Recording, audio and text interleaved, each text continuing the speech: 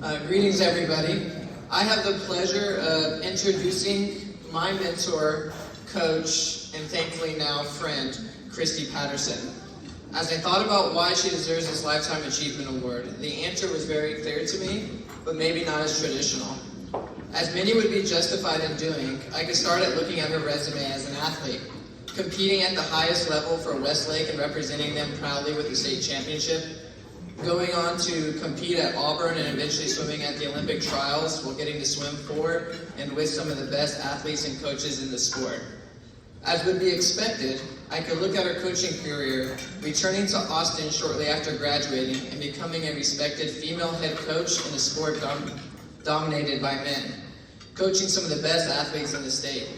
Or I could look at the fact that she came to Cinco Ranch and started a new program completely from scratch, establishing a culture of excellence recognized across the state on the way to having a 13-year winning streak at districts, winning 6 regional championships, coaching 6 state champions or relays, and breaking a 23-year-old state record, while being voted by her peers as the state coach of the year, all while helping 93 athletes reach the status of All-American over the course of just 18 years. All impressive, but not what I think about when I know why she is worthy of this award. What Christie achieved with her lifetime of coaching is the man standing in front of you right now. Someone who has learned to navigate high school, become responsible, work for what they love, and most importantly, strive to be a good man. It is the way she dedicated herself to making you not only a better swimmer, but a better person. She earned the Lifetime Achievement Award not when she dedicated her life to swimming, but when her dedication changed her swimmers for a lifetime. To illustrate this, I reached out to some of the people who've been changed by her. One said that she's unapologetic about holding her swimmers to a high standard, that she creates a strong team culture and even stronger people.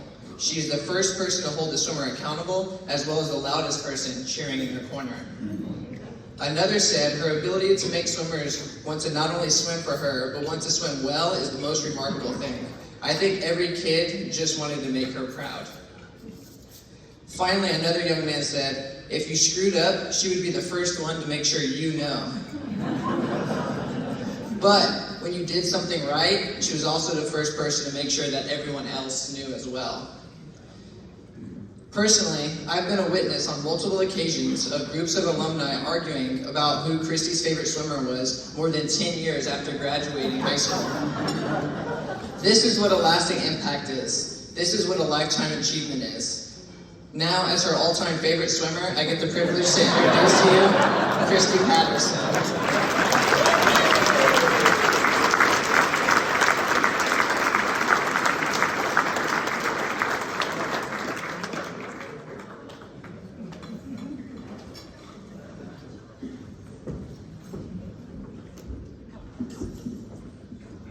Wow. Sorry. Sometimes I get nervous about going last. Because I hear all these great things that everybody just said, and I thought, oh, my speech is like this long. So maybe you'll like mine best. I just want to thank everybody.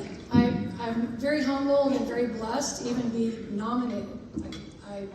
I love coaching. I love being a part of it. I retired 4 years ago from coaching and swimming and passed it on to Peter. And but I just miss this. I miss this, and I miss the athletes.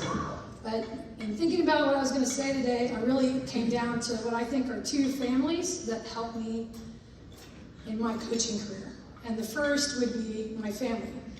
That some of y'all know my parents, my dad especially. My mother has since passed, but I grew up in a family that already was sort of a swimming legend.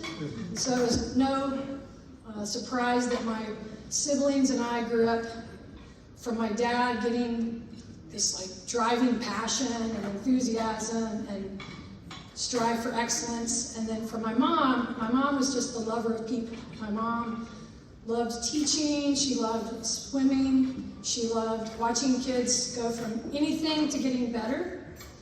And that all was just instilled with my siblings and myself, that growing up, those expectations and those kinds of desires just kind of became ingrained with us. So it's not a surprise that all of us became teachers and educators and coaches. And so I'm just going to introduce sort of briefly, but my brother's here with his kids from Wyoming and his wife and my sister Wendy. My older brother David, when I first got into coaching, he was coaching at Westlake, and he has since passed, but my first other mentor was my brother staying on the pool deck and coaching with him. But they've just always been there for me, helping me, guiding me. My sister's husband is a business accountant, and he says getting together with the Pattersons is like being in a coaching conference. So he doesn't really like it very much, but we all, we get together and just, there's never been a moment where my parents and my siblings have not offered advice about anything with coaching and teaching and parents and all the other fun stuff of coaching life. And so for them, they've just always been there. They were there the whole entire time, from actually being on the pool deck. When I first started coaching, I said my brother was coaching at Westlake. This is throwing back. So Lanny Lanchard got me my first drive at Westwood High School. And so at the district meet, I can remember one of the first district meets or regional meets, because that's a long time ago. My whole family was doing something. So somebody was, this is old-timey, you had to stopwatches, there was no touchpads. And so somebody in the family was a head timer, somebody was coordinating kids to go behind the blocks, somebody was collecting times. Pretty sure my sister-in-law and my sister and my mom were typing up results to post on the wall to pass on.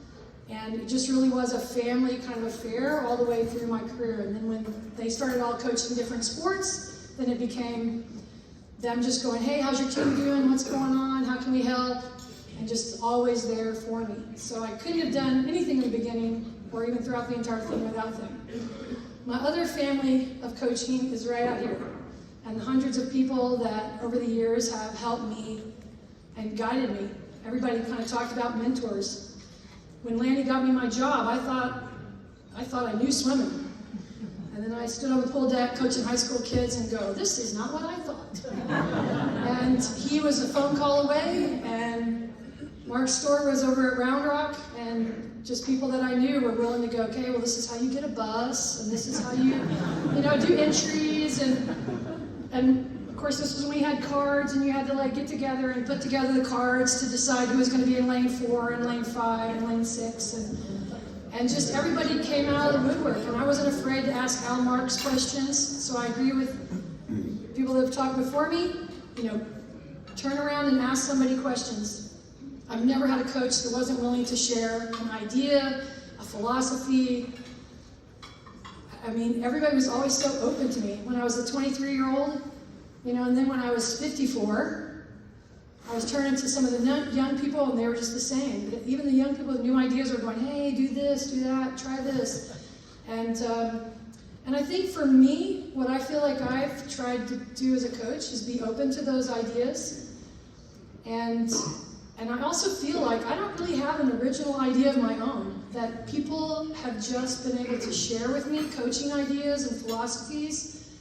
And if I've had success in swimming, it's because people were giving me good ideas. And were there on the pool deck coaching with me and laughing with me and excited for me when my team was doing good and commiserating with me when things didn't go well and my team got disqualified. So I just feel very grateful and very blessed and very honored to be a part of this organization and a part of this group. I miss the kids, I miss the coaches, I don't miss 4:30 in the morning, but I just feel very honored to be winning this award. I'm just glad I've been able to touch kids' lives if they're willing to listen to me. And I just love the fact that I've been able to watch Peter grow up. So it's very nice for him to say those nice things about me. But thank you again very much. I think I hit all my... Thank you.